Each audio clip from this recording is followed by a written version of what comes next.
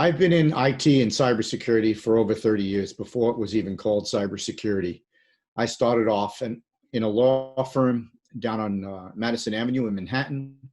And then from there, I was in the military, in the Air Force, working for Electronic Security Squadron. And I worked for the NSA for a while, doing electronic collection and some other computing type services that I really can't talk about. And then from there, did a variety of different jobs. One was at the Hospital for Special Surgery, running their network and systems.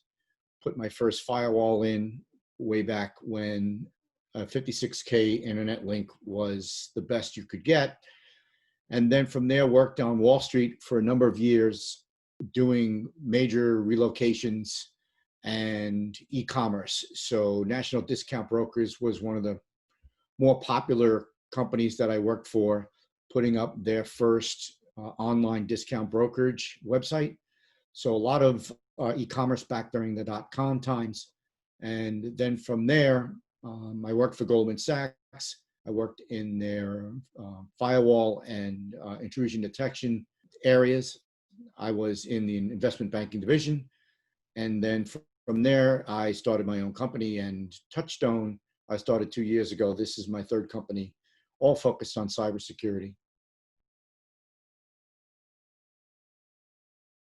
I founded Touchstone for a number of reasons. One, because I sold my last company and took some time off and wanted to get back into the entrepreneurial journey.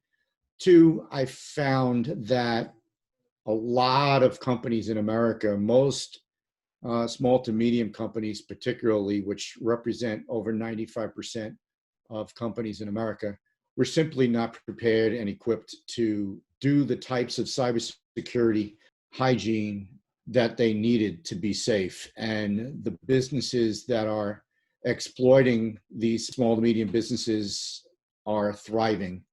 And so to give back my experience to be able to provide affordable cybersecurity was weighing on me. So I knew I had the wherewithal, the experience, and the drive. And so I decided to start Touchstone to be focused on that and to try to come up with solutions that were easy as well as affordable for small to medium companies. One is my military experience and training. Another is my focus as an entrepreneur, understanding the costs associated with cybersecurity. It's like insurance. How much do you need is a relative thing. And so I take the business owner's perspective from the cost perspective and apply what I do for a client as if I were doing it for myself in my own company. So I'm looking at the risk to the business as it relates to that particular company. My company offers very customized solutions, and we're very accessible. We're very responsive. So we're not like this big company that has these cookie cutter templates and process and procedures. We're very nimble, all towards that goal of being able to provide the right amount of cybersecurity at the right cost so that businesses can feel safe and understand that the risks are being mitigated and the costs are appropriate for them.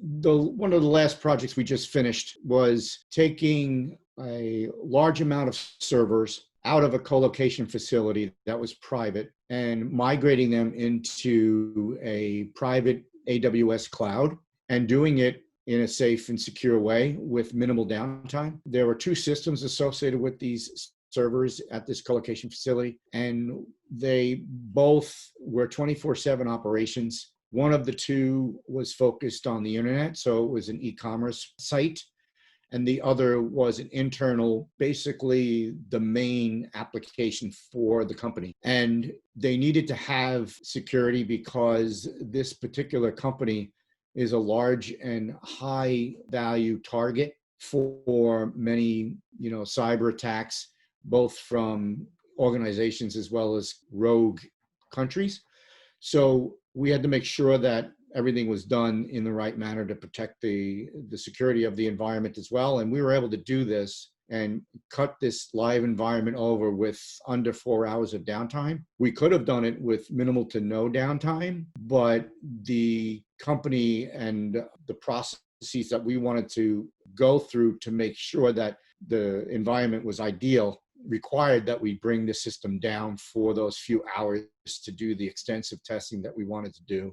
There's a lot of technology involved. It's a complex endeavor to do so, but the technology does work, and it's a combination of software companies that were acquired by Amazon about a year and a half ago.